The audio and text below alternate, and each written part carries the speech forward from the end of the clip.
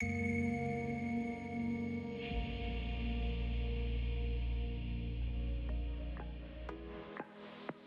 everyone, and thank you for joining us for the monthly economic update right here on Economy.lk.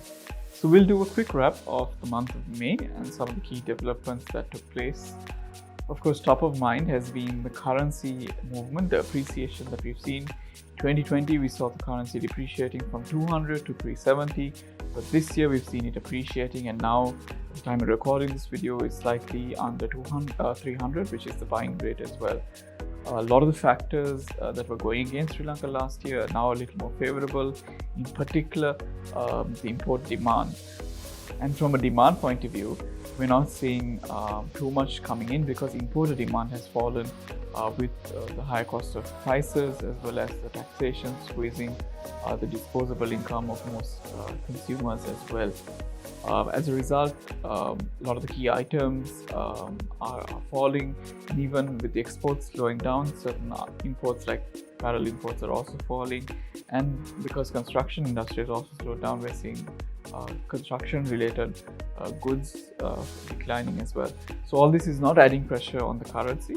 In addition to that, from a dollar inflow point of view, we're seeing higher level of remittances and tourism income also coming in, particularly in the last few months. This is also on the backdrop of an IMF program taking place, as well as foreign inflows back into the local government securities market. In early Feb, we were at 24 billion in terms of foreign inflows to the local treasury market. Now it has come to about 150 billion. So this 300 to close to about $300 to $400 million that has come in has really boosted the dollar reserves of the financial system. Having said that, there is a lot of uncertainty whether this trend will continue, and of course what will determine it is if how the restructuring takes place, how quickly it will be done, whether we'll be able to get the second tranche on time, and also how other factors like import restrictions are lifted on certain items, and whether interest rates will also come down, which will help more borrowing and consumption as well in that sense. So a lot of factors to really consider to see whether the future direction of interest rates as well.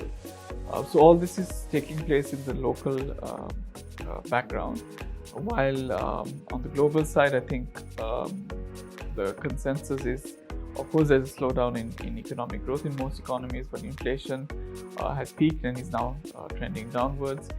The concern is over certain financial stability of certain larger banks in the US in particular, and in particular right now the impasse in terms of the US trade in terms of the US debt ceiling, and whether that will get passed over or what the consensus will be like. So while the global factors are taking place, I think the local factors seem to be slightly getting better, but more needs to be done. In particular, Sri Lanka needs to meet some of the key benchmarks by end June of the IMF program to be able to get the second tranche in September.